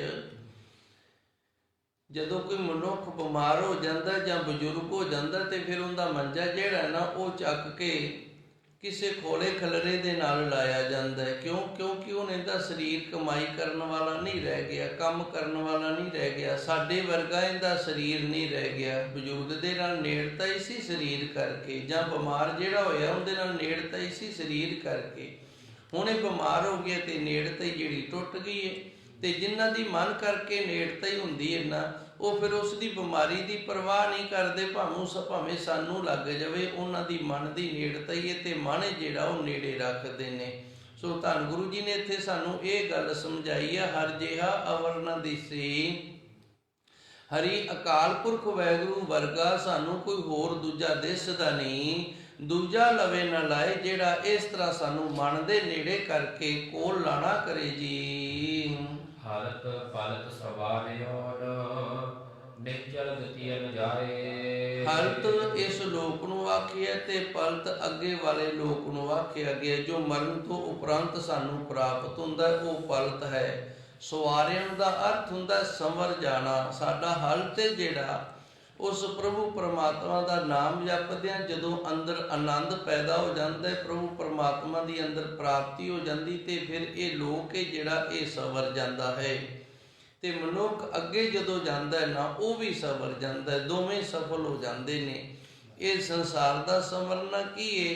ਇੱਥੇ ਸੱਚੇ ਸਤਿਗੁਰ ਕਿਰਪਾ ਕਰਦੇ ਨੇ, ਰਹਿਮਤ ਕਰਦੇ ਨੇ, ਮਨ ਦੇ ਵਿੱਚ ਆਨੰਦ ਬੱਝਿਆ ਰਹਿੰਦਾ। ਜੀਵਨ ਜਿਹੜਾ ਹੈ ਨਾ ਸਰੀਰ ਕਰਕੇ ਉਹ ਕਿਵੇਂ ਤਰ੍ਹਾਂ ਦਾ ਮਰਜ਼ੀ ਹੋਵੇ, ਤੇ ਅੰਦਰ ਜਿਹੜਾ ਜੀਵਨ ਹੈ ਨਾ ਮਨੁੱਖ ਦਾ ਉਹ ਆਨੰਦ ਦੇ ਵਿੱਚ ਰਹਿੰਦਾ ਹੈ।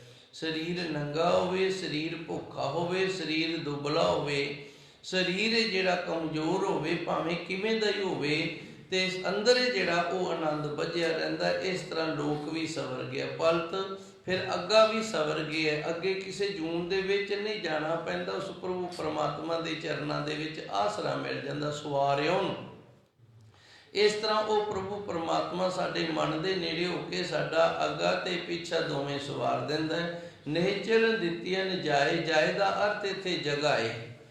ਨਿਹਚਲ ਦਾ ਅਰਥ ਹੈ ਜਿਹੜੀ ਨਾ ਚੱਲਣ ਵਾਲੀ, ਜਿੱਥੋਂ ਦੁਬਾਰੇ ਸਾਨੂੰ ਜੰਮਣ ਮਰਨ ਦੇ ਲਈ ਤੁਰਨਾ ਨਹੀਂ ਪੈਂਦਾ, ਆਉਣਾ ਨਹੀਂ ਪੈਂਦਾ। ਨਿਹਚਲ ਦਿੱਤੀਆਂ ਜਾਏ ਉਹ ਜਗ੍ਹਾ ਧੰਨ ਗੁਰੂ ਮਹਾਰਾਜ ਜੀ ਸਾਨੂੰ ਪ੍ਰਾਪਤ ਕਰਵਾ ਦਿੰਦੇ ਨੇ, ਜਿੱਥੇ ਭਾਈ ਅਖੰਡ ਪਦਵੀ ਪ੍ਰਾਪਤ ਹੁੰਦੀ ਹੈ। ਭਾਵ ਵੈਕੁੰਠ ਦਾ ਸੱਚੇ ਸਤਿਗੁਰ ਦੇ ਚਰਨਾਂ ਦਾ ਗੁਰਪੁਰੀ ਦੇ ਵਿੱਚ ਵਾਸਾ ਹੋ ਜਾਂਦਾ ਹੈ ਜੀ। ਸੰਸਾਰ ਸਾਗਰ ਤੇ ਰੱਖਿਅਨ ਬਾਬੜ ਨਾ ਜਨਮੈ ਧਾਏ।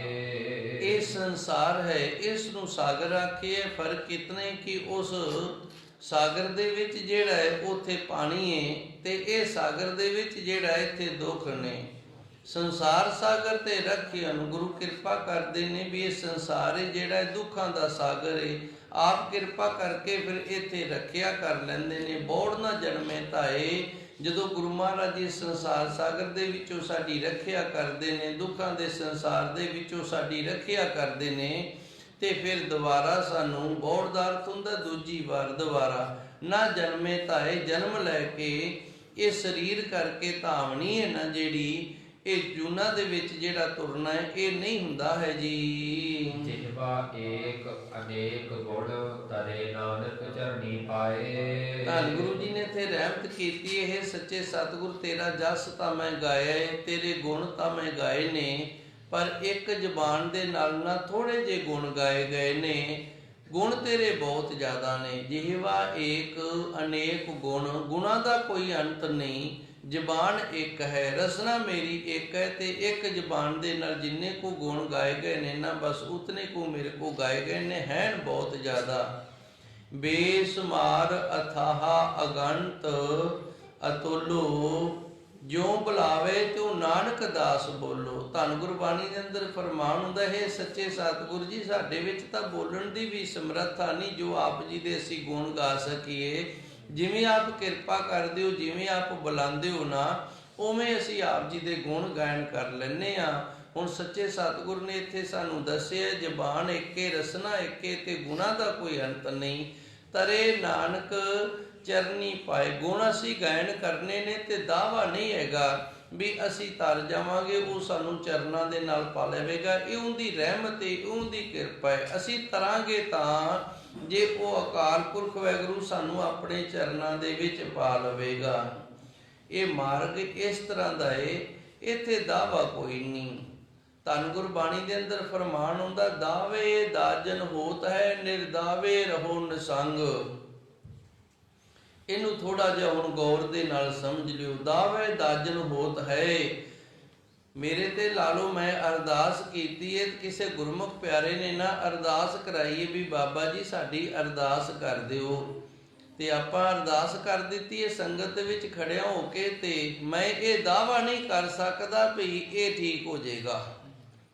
ਗੁਰਬਾਣੀ ਦੱਸਦੀ ਹੈ ਜਿਹੜਾ ਦਾਵਾ ਕਰਦਾ ਨਾ ਉਹ ਸੜੇਗਾ। ਦਾਵੇ ਦਾਜਨ ਹੋਤ ਹੈ। ਦਾਜਨ ਦਾ ਅਰਥ ਹੁੰਦਾ ਸੜਨਾ। ਦਾਵੇ ਦਾਜਨ ਹੋਤੇ ਗੁਰਬਾਣੀ ਨੇ ਦੱਸਿਆ, ਗੁਰਸਿੱਖਾ ਤੂੰ ਅਰਦਾਸ ਤਾਂ ਕਰ ਸਕਦਾ ਹੈ, ਪਰ ਅਰਦਾਸ ਕਰਕੇ ਦਾਵਾ ਨਾ ਕਰੀ ਵੀ ਮੈਂ ਜਿਹੜੀ ਅਰਦਾਸ ਕਰ ਦਿੱਤੀ ਇਹ ਪੂਰੀ ਹੋਏਗੀ। ਇਹਦੇ ਨਾਲ ਤਾਂ ਫਿਰ ਸਾੜਾ ਹੀ ਮਿਲਦਾ ਹੈ, ਦੁੱਖ ਹੀ ਮਿਲਦਾ ਹੈ। ਨਿਰਦਾਵੇ ਰਹੋ ਨਿਰਸੰਗ, ਬਸ ਅਰਦਾਸ ਕਰਕੇ ਪਰਾਂ ਹੋ ਜਾ ਵੀ ਕਰਨ ਕਰਾਉਣ ਵਾਲਾ ਤੂੰ ਹੈ। ਮੈਂ ਤਾਂ ਤੈਨੂੰ ਦੱਸਣਾ ਸੀ ਦੱਸ ਦਿੱਤਾ ਹੈ, ਮੈਂ ਤਾਂ ਤੈਨੂੰ ਦੱਸਣਾ ਸੀ ਦੱਸ ਦਿੱਤਾ ਹੈ। ਨਿਰਦਾਵੇ ਫਿਰ ਇੱਥੇ ਨਿਸੰਗ, ਬਈ ਮੈਂ ਕੋਈ ਜ਼ਿੰਮੇਦਾਰ ਨਹੀਂ, ਕਰਨ ਵਾਲਾ ਗੁਰੂ ਹੈ, ਕਰਵਾਉਣ ਵਾਲਾ ਗੁਰੂ ਹੈ, ਕਿਰਪਾ ਗੁਰੂ ਦੀ ਹੋਣੀ ਹੈ। ਮੈਂ ਤਾਂ ਇੱਕ ਨਮੂਨਾ, ਜਦੋਂ ਨਾ ਧੰਨ ਗੁਰੂ ਅਰਜਨ ਦੇਵ ਜੀ ਸੱਚੇ ਸਤਿਗੁਰੂ ਨੇ ਕਿਰਪਾ ਕੀਤੀ, ਸੰਗਤ ਦੇ ਵਿੱਚ ਵਚਨ ਕੀਤੇ ਵੀ ਧੰਨ ਗੁਰੂ ਰਾਮਦਾਸ ਜੀ ਨੇ ਸਾਨੂੰ ਡਿਊਟੀ ਲਾਈ ਹੋਈ ਹੈ ਵੀ ਅੰਮ੍ਰਿਤਸਰ ਸਾਹਿਬ ਸਰੋਵਰ ਦੀ ਨਾ ਸੇਵਾ ਕਰਾਉਣੀ ਹੈ ਤੇ ਇਹਦੇ 'ਚ ਹਰਿਮੰਦਰ ਸਾਹਿਬ ਦੀ ਉਸਾਰੀ ਕਰਵਾਉਣੀ ਹੈ। ਤੇ ਕੋਈ ਗੁਰਮੁਖ ਪਿਆਰਾ ਨਾ ਜਿਹੜਾ ਉਹ ਮੰਡੀ ਵਾਲੇ ਰਾਜੇ ਦੇ ਪਾਸ ਜਾਣਾ ਕਰੇ, ਮੰਡੀ ਵਾਲੇ ਰਾਜੇ ਨੂੰ ਪ੍ਰੇਰ ਕੇ ਲਿਆਵੇ ਤੇ ਉਹਦੇ ਕੋਲ ਧਨ ਲੈ ਕੇ ਤੇ ਆਪਾਂ ਇਹ ਸੇਵਾ ਕਰੀਏ।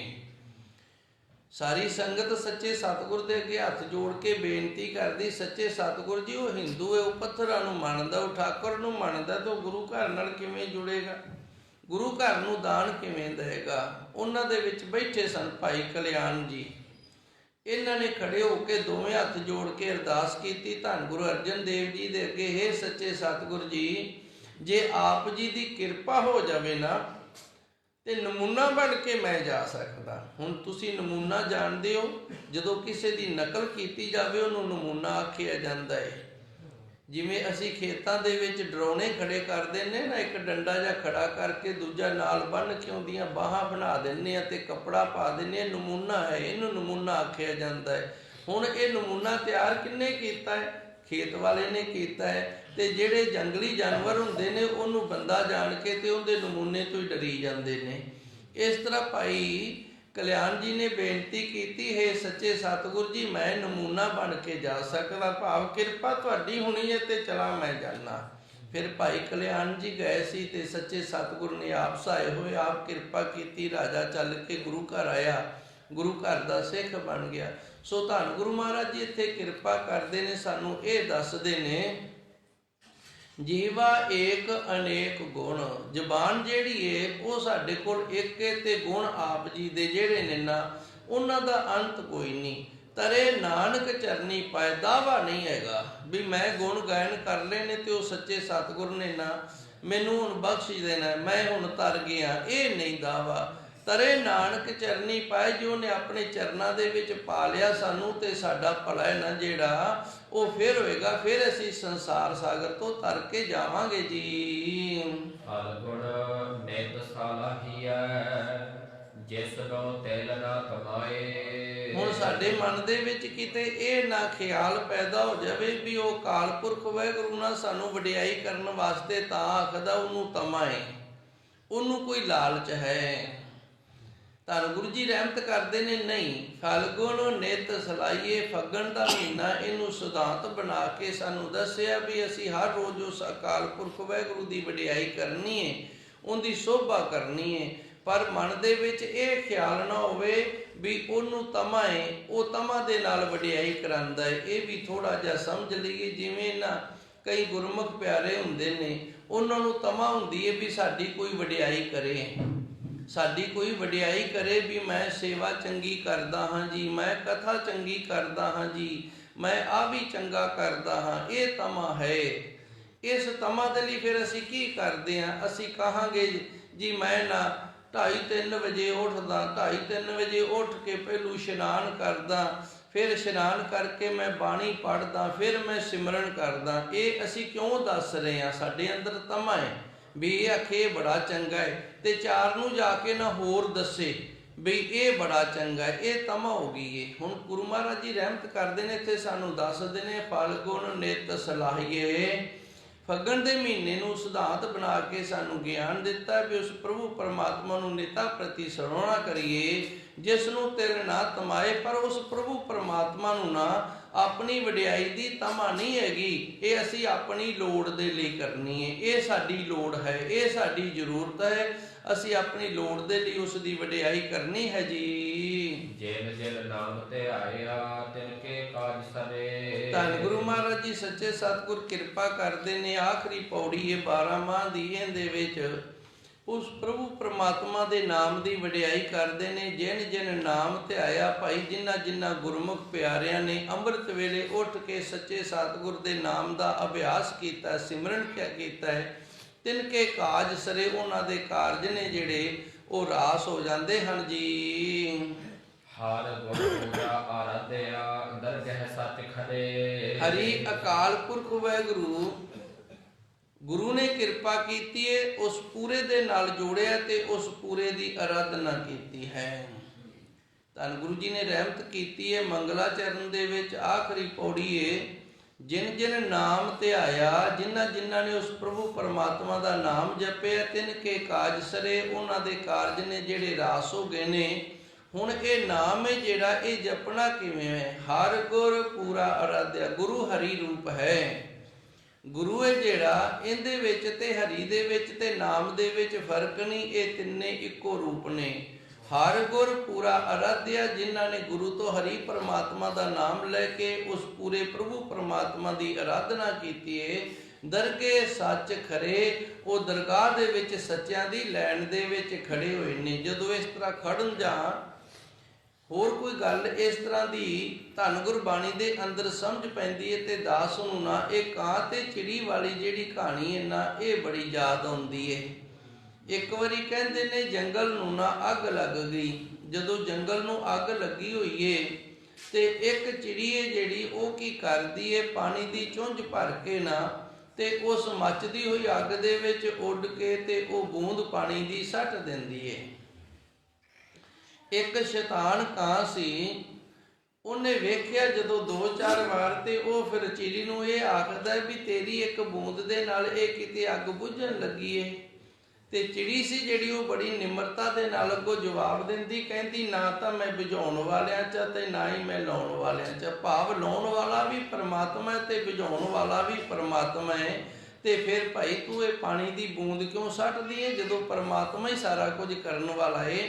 ਇਹ ਇਸ ਵਾਸਤੇ ਮੈਂ ਸੱਟਦੀ ਹਾਂ ਕਿ ਮੈਂ ਉਹਨਾਂ ਦੀ ਲੈਣ ਦੇ ਵਿੱਚ ਜਾ ਕੇ ਖੜੀ ਹੋ ਜਾਵਾਂ ਜਿਹੜੇ ਅੱਗ ਨੂੰ ਬੁਝਾਉਣ ਵਾਲੇ ਨੇ।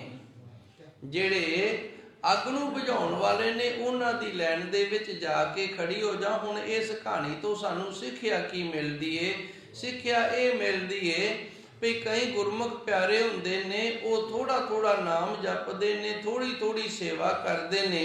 ਤੇ ਕਈ ਕਾਲੇ ਮਨ ਵਾਲੇ ਜਿਹੜੇ ਹੁੰਦੇ ਨੇ ਨਾ, ਉਹ ਫਿਰ ਉਹਨਾਂ ਤੇ ਨੁਕਤਾਚੀਨੀ ਕਰਦੇ ਨੇ। ਇੰਨੇ ਨਾਲ ਕੀ ਹੋਏਗਾ, ਜਾਂ ਤੂੰ ਇੱਥੋਂ ਕੀ ਲਏਗਾ, ਇੱਥੋਂ ਕੀ ਖੱਟ ਲਏਗਾ।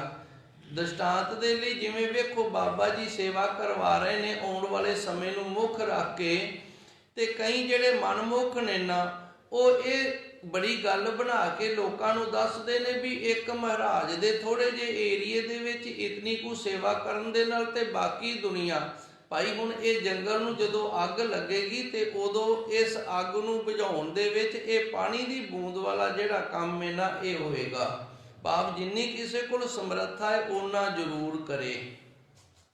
ਸੋ ਧੰਨ ਗੁਰੂ ਮਹਾਰਾਜ ਜੀ ਨੇ ਇੱਥੇ ਸਾਨੂੰ ਦੱਸਿਆ ਹੈ, ਦਰਗੇ ਸੱਚ ਖਰੇ, ਉਹ ਦਰਗਾਹ ਦੇ ਵਿੱਚ ਸੱਚਿਆਂ ਦੀ ਲੈਣ ਦੇ ਵਿੱਚ ਜਾ ਕੇ ਖੜ ਜਾਂਦੇ ਨੇ, ਜਿਨ੍ਹਾਂ ਨੇ ਪੂਰੇ ਗੁਰੂ ਤੋਂ ਪੂਰੇ ਹਰੀ ਅਕਾਲ ਪੁਰਖ ਵਾਹਿਗੁਰੂ ਦਾ ਨਾਮ ਲੈ ਕੇ ਉਸ ਪਰਮਾਤਮਾ ਦੀ ਆਰਾਧਨਾ ਕੀਤੀ ਹੈ ਜੀ। ਸਰਬ ਸੁਖਾ ਨਿਤ ਚਰਨ ਹਰ ਭਵ ਜਲ ਵਿਖਮ ਤਰੇ। ਸਰਬ ਸੁਖਾ, ਸਾਰੇ ਪ੍ਰਕਾਰ ਦੇ ਸੁਖ ਨੇ ਜਿਹੜੇ ਉਸ ਪਰਮਾਤਮਾ ਦੇ ਅਭਿਆਸ ਦੇ ਵਿੱਚ, ਆਰਾਧਨਾ ਦੇ ਵਿੱਚ ਪ੍ਰਾਪਤ ਹੋ ਜਾਂਦੇ ਨੇ।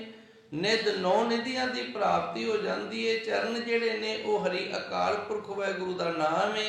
ਇਹਨਾਂ ਨੂੰ ਪਕੜਿਆ, ਮਨ ਦੇ ਵਿੱਚ ਆਰਾਧਨਾ ਕੀਤਿਆ, ਭੌਜਲ ਬਿਖਮ ਤਰੇ। ਬਿਖਮ ਕਹਿੰਦੇ ਨੇ ਕਠਨ ਨੂੰ, ਤੇ ਭੌਜਲ ਇਹ ਸੰਸਾਰ ਨੂੰ ਆਖਿਆ ਜਾਂਦਾ ਹੈ। ਭਾਈ ਇਹਦੇ ਤੋਂ ਪਾਰ ਹੋ ਜਾਂਦੇ ਹਨ ਜੀ। ਪ੍ਰੇਮ ਭਗਤ ਤਿਨ ਪਾਈਆ ਵੇਖਿਆ ਨਾਹਿ ਜਲੇ। ਜਿਨ੍ਹਾਂ ਨੇ ਪ੍ਰੇਮਾ ਭਗਤੀ ਉਸ ਪ੍ਰਭੂ ਪਰਮਾਤਮਾ ਦੇ ਦਰ ਤੋਂ ਮੰਗ ਕੇ ਪ੍ਰਾਪਤ ਕਰ ਲਈਏ, ਉਹ ਫਿਰ ਵਿਕਾਰਾਂ ਦੀ ਅੱਗ ਦੇ ਵਿੱਚ ਨਹੀਂ ਜੇ ਸੜਦੇ। ਪ੍ਰੇਮ ਭਗਤ, ਇਹ ਪ੍ਰੇਮਾ ਭਗਤੀ ਹੈ ਜਿਹੜੀ ਪ੍ਰੇਮ ਦੇ ਨਾਲ ਭਗਤੀ ਕਰਨੀ ਹੈ। ਵੈਸੇ ਤਾਂ ਨਵਦਾ ਭਗਤੀ ਇਹ 9 ਪ੍ਰਕਾਰ ਦੀ ਭਗਤੀ ਮੰਨੀ ਗਈ ਹੈ, ਜਿਹਨੂੰ ਦਾਸਾ ਭਗਤੀ, ਸੇਵਕ ਭਗਤੀ, ਸਖਾ ਭਗਤੀ ਇਸ ਤਰ੍ਹਾਂ ਨਾਮ ਦਿੱਤੇ ਗਏ ਨੇ। ਪਰ ਗੁਰਬਾਣੀ ਦੇ ਅੰਦਰ ਸਾਨੂੰ ਪ੍ਰੇਮ ਭਗਤੀ ਦੇ ਨਾਲ ਜੋੜਿਆ। ਪ੍ਰੇਮ ਦੇ ਨਾਲ ਉਸ ਪ੍ਰਭੂ ਪਰਮਾਤਮਾ ਦੇ ਨਾਮ ਨੂੰ ਜਪਣਾ। ਗੁਰੂ ਜੀ ਰਹਿਮਤ ਕਰਦੇ ਨੇ, ਪ੍ਰੇਮ ਭਗਤ ਤਿਨ ਪਾਈਆ। ਇਹ ਪ੍ਰੇਮਾ ਭਗਤੀ ਹੈ, ਜਿਹੜਾ ਪ੍ਰੇਮ ਦੇ ਨਾਲ ਧੰਨ ਗੁਰੂ ਮਹਾਰਾਜ ਜੀ ਦੀ ਬਾਣੀ ਨੂੰ ਪੜ੍ਹਨਾ, ਪ੍ਰੇਮ ਦੇ ਨਾਲ ਧੰਨ ਗੁਰੂ ਮਹਾਰਾਜ ਜੀ ਦੇ ਨਾਮ ਦਾ ਸਿਮਰਨ ਕਰਨਾ, ਉਹਨਾਂ ਨੂੰ ਪ੍ਰਾਪਤ ਜਿਨ੍ਹਾਂ ਨੂੰ ਪ੍ਰਾਪਤ ਹੋ ਗਈ ਹੈ ਵਿਖਿਆ ਨਾਹੀਂ ਜਰੇ, ਤੇ ਉਹ ਫਿਰ ਵਿਕਾਰ ਨੇ ਜਿਹੜੇ ਕਾਮ, ਕ੍ਰੋਧ, ਲੋਭ, ਮੋਹ, ਹੰਕਾਰ, ਇਹਨਾਂ ਵਿਕਾਰਾਂ ਦੀ ਅੱਗ ਦੇ ਵਿੱਚ ਸੜਦੇ ਨਹੀਂ ਹਨ ਜੀ। ਕੂੜ ਗਏ ਦੁਬਿਧਾ ਨਸੀ ਪੂਰਨ ਸੱਚ ਭਰੇ। ਕੂੜ ਕਹਿੰਦੇ ਨੇ ਝੂਠ ਨੂੰ, ਅੰਦਰੋਂ ਜਿਹੜਾ ਝੂਠ ਹੈ ਉਹ ਚਲਾ ਜਾਂਦਾ ਹੈ ਤੇ ਦੋ ਚਿੱਤੀ ਜਿਹੜੀ ਹੈ ਉਹਦਾ ਨਾਸ ਹੋ ਜਾਂਦਾ ਹੈ। ਪੂਰਨ ਸੱਚ ਭਰੇ, ਇੱਕ ਪ੍ਰਭੂ ਪਰਮਾਤਮਾ ਦੇ ਨਾਲ ਜੁੜ ਕੇ ਪੂਰੀ ਤਰ੍ਹਾਂ ਚੰਗੀ ਤਰ੍ਹਾਂ ਅੰਦਰੋਂ ਸੱਚ ਦੇ ਨਾਲ ਭਰ ਜਾਂਦੇ ਹਨ ਜੀ। ਪਾਵ ਬ੍ਰਹਮ ਪ੍ਰਭ ਸੇਵਦੇ ਮਨ ਅੰਦਰ ਏਕ ਧਰੇ। ਜਿਨ੍ਹਾਂ ਨੇ ਮਨ ਦੇ ਅੰਦਰ ਇੱਕ ਨੂੰ ਧਾਰਨ ਕੀਤਾ, ਉਹ ਪ੍ਰਭੂ ਪਰਮਾਤਮਾ ਪਾਰਾਵਾਰ ਤੋਂ ਰਹਿਤ ਬ੍ਰਹਮ ਸਰੂਪ ਹੈ ਜਿਹੜਾ, ਉਸ ਦਾ ਸਿਮਰਨ ਕਰਦੇ ਨੇ। ਪਾਰ ਬ੍ਰਹਮ ਪ੍ਰਭ ਸੇਵਦੇ, ਪਾਰਾਵਾਰ ਤੋਂ ਰਹਿਤ ਬ੍ਰਹਮ ਸਰੂਪ ਪ੍ਰਭੂ ਪਰਮਾਤਮਾ ਦਾ ਸਿਮਰਨ ਕਰਦੇ ਨੇ। ਮਨ ਅੰਦਰ ਏਕ ਧਰੇ, ਮਨ ਦੇ ਵਿੱਚ ਕੇਵਲ ਤੇ ਕੇਵਲ ਇੱਕ ਦਾ ਆਸਰਾ, ਇੱਕ ਨਾਮ, ਇੱਕ ਨੂੰ ਹੀ ਧਾਰਨ ਕੀਤਾ ਹੁੰਦਾ ਹੈ ਜੀ। ਮਾਹ ਦਿਵਸ ਮੂਰਤ ਭਲੇ ਜਿਸ ਕੋ ਨਦਰ ਕਰੇ। ਮਾਂ ਕਹਿੰਦੇ ਨੇ ਮਹੀਨੇ ਨੂੰ ਨਾ ਤਾਂ ਕੋਈ ਮਹੀਨਾ ਮਾੜਾ ਹੈ ਤੇ ਨਾ ਹੀ ਕੋਈ ਦਿਨ ਮਾੜਾ ਹੈ, ਤੇ ਦਿਨ ਦੇ ਵਿੱਚ ਫਿਰ ਅੱਗੇ ਮਹੂਰਤ ਹੁੰਦੇ ਨੇ। ਇਹ 2 ਘੜੀਆਂ ਦਾ ਮਹੂਰਤ ਹੁੰਦਾ ਹੈ। 24 ਮਿੰਟ ਦੀ ਇੱਕ ਘੜੀ ਏ ਤੇ 2 ਘੜੀਆਂ ਦਾ ਇੱਕ ਮਹੂਰਤ ਹੁੰਦਾ ਹੈ। ਭਲੇ ਇਹ ਸਾਰੇ ਚੰਗੇ ਨੇ, ਮਾੜਾ ਕੋਈ ਨਹੀਂ, ਨਾ ਦਿਨ ਮਾੜਾ ਹੈ ਨਾ ਕੋਈ ਮਹੀਨਾ ਮਾੜਾ ਹੈ, ਸਾਰਾ ਕੁਝ ਹੀ ਚੰਗਾ ਹੈ। ਇਹ ਹੁਣ ਮਹੀਨੇ ਕੀ ਨੇ, ਆ ਵੇਖੋ ਅੱਜ ਜਿਹੜਾ ਅਸੀਂ ਮਹੀਨਾ ਮਨਾ ਰਹੇ ਹਾਂ ਨਾ, ਸੰਗਰਾਂਦ ਕਹਿ ਰਹੇ ਹਾਂ ਜਿਹਨੂੰ, ਇਹ ਸੂਰਜ ਦਾ ਮਹੀਨਾ ਹੈ। ਇਹ ਸੂਰਜ ਦੇ ਨਾਲ ਬਣਦਾ ਹੈ। ਸੂਰਜ ਦੇ ਜਿਹੜੇ ਨੇ ਉਹ 12 ਸੰਕਰਾਂਤ ਨੇ। ਉਹ 12 ਜਿਹੜੀਆਂ ਸੰਕਰਾਂਤ ਨੇ, ਉਹਨਾਂ ਨੂੰ ਜਦੋਂ ਸੂਰਜ ਹਰ ਮਹੀਨੇ ਤੋਂ ਬਦਲਦਾ ਹੈ ਨਾ, ਤੇ ਉਦੋਂ ਫਿਰ ਅਸੀਂ ਸੰਗਰਾਂਦ ਮਨਾਉਂਦੇ ਹਾਂ। ਇਸੇ ਤਰ੍ਹਾਂ ਚੰਦ ਦਾ ਮਹੀਨਾ ਆਉਂਦਾ ਹੈ, ਜਿਹੜਾ ਮੱਸਿਆ ਵਾਲੇ ਦਿਨ ਪੂਰਾ ਹੁੰਦਾ ਹੈ, ਤੇ ਅਗਲੇ ਦਿਨ ਏਕਮ ਹੁੰਦੀ ਹੈ। ਜਿਹੜੇ ਚੰਦ ਦੇ ਮਹੀਨੇ ਨੇ ਉਹ ਪੂਰੇ 30 ਦਿਨਾਂ ਦੇ ਹੁੰਦੇ ਨੇ, ਤੇ ਜਿਹੜਾ 31 ਦਿਨਾਂ ਦਾ ਮਹੀਨਾ ਹੁੰਦਾ ਨਾ, ਅਸੀਂ ਵੇਖਦੇ ਹਾਂ ਕਈ ਵਾਰੀ ਮੱਸਿਆ 2 ਹੋ ਜਾਂਦੀਆਂ ਨੇ, ਦਸਵੀਆਂ 2 ਹੋ ਜਾਂਦੀਆਂ ਨੇ। ਉਹ ਫਿਰ ਜਿਹੜਾ ਵੱਡਾ ਮਹੀਨਾ ਹੁੰਦਾ ਹੈ ਉਹਦੇ ਵਿੱਚ ਇੱਕ ਥਿੱਤ ਦੇ 2 ਦਿਨ ਬਣ ਜਾਂਦੇ ਨੇ, ਭਾਵ 2 ਦਿਨਾਂ ਦੇ ਵਿੱਚ ਇੱਕ ਥਿੱਤ ਆ ਜਾਂਦੀ ਹੈ। ਉਹ ਚੰਦ ਦਾ ਮਹੀਨਾ ਹੈ, ਇਹ ਸੂਰਜ ਦਾ ਮਹੀਨਾ ਹੈ। ਤੇ ਅੰਗਰੇਜ਼ੀ ਮਹੀਨਾ ਜਿਹੜਾ ਉਹ ਈਸਾ ਜੀ ਦੇ ਜੀਵਨ ਦੇ ਨਾਲ ਸੰਬੰਧ ਰੱਖਦਾ ਹੈ। ਉਹ ਵੀ ਭਾਈ ਇਹਨਾਂ ਨੇ ਆਪ ਦੇ ਹਿਸਾਬ ਦੇ ਨਾਲ ਇਸ ਤਰ੍ਹਾਂ ਬਣਾਇਆ ਹੋਇਆ। ਇਸ ਤਰ੍ਹਾਂ ਮੁਸਲਮਾਨਾਂ ਦੇ ਮਹੀਨੇ ਨੇ। ਹੁਣ ਮਹੀਨਿਆਂ ਨੂੰ ਫੜ ਕੇ ਨਹੀਂ ਅਸੀਂ ਬਹਿ ਜਾਣਾ, ਮਹੀਨਿਆਂ ਤੋਂ ਸਿੱਖਿਆ ਲੈਣੀ ਹੈ, ਗਿਆਨ ਲੈਣਾ ਹੈ। ਸੋ ਧੰਨ ਗੁਰੂ ਜੀ ਨੇ ਇੱਥੇ ਸਾਨੂੰ ਦੱਸਿਆ, ਮਹਾਦੇਵ ਮੂਰਤ ਭਰੇ। ਕੋਈ ਵੀ ਦਿਨ ਹੋਵੇ, ਕੋਈ ਵੀ ਮਹੀਨਾ ਹੋਵੇ ਤੇ ਕੋਈ ਵੀ ਮੂਰਤ ਹੋਵੇ, ਸਾਰੇ ਹੀ ਚੰਗੇ ਨੇ। ਜਿਸ ਕੋ ਨਦਰ ਕਰੇ, ਇਹ ਗਿਆਨ ਸੋਝੀ ਭਾਈ ਉਹਨੂੰ ਪ੍ਰਾਪਤ ਹੁੰਦੀ ਏ, ਜਿੰਦੇ ਤੇ ਸੱਚੇ ਸਤਿਗੁਰ ਦੀ ਦਇਆ ਦ੍ਰਿਸ਼ਟੀ ਬਣ ਜਾਂਦੀ ਹੈ ਜੀ। ਨਾਨਕ ਮੰਗੈ ਦਰਸ ਦਾਨ ਕਿਰਪਾ ਕਰਹੁ ਹਰੇ। ਧੰਨ ਗੁਰੂ ਨਾਨਕ ਦੇਵ ਜੀ ਉਸ ਅਕਾਲ ਪੁਰਖ ਵਾਹਿਗੁਰੂ ਤੋਂ ਦਾਨ ਮੰਗਦੇ ਨੇ, ਉਸ ਦੇ ਦਰਸ਼ਨਾਂ ਦਾ। ਹੇ ਸੱਚੇ ਸਤਿਗੁਰ ਕਿਰਪਾ ਕਰ, ਅਸੀਂ ਆਪ ਜੀ ਤੋਂ ਦਾਨ ਮੰਗਦੇ ਹਾਂ, ਆਪ ਜੀ ਦੇ ਦਰਸ਼ਨਾਂ ਦਾ। ਕਿਰਪਾ ਕਰੋ ਹਰੇ, ਹੇ ਹਰੀ ਅਕਾਲ ਪੁਰਖ ਵਾਹਿਗੁਰੂ ਜੀ, ਇਹ ਸਾਡੇ ਤੇ ਕਿਰਪਾ ਕਰਨੀ ਕਰੋ। ਇਤਨੀ ਕੁ ਸੇਵਾ ਸੰਗਤ ਨੇ ਪ੍ਰਵਾਨ ਕਰਨੀ। ਸੱਚੇ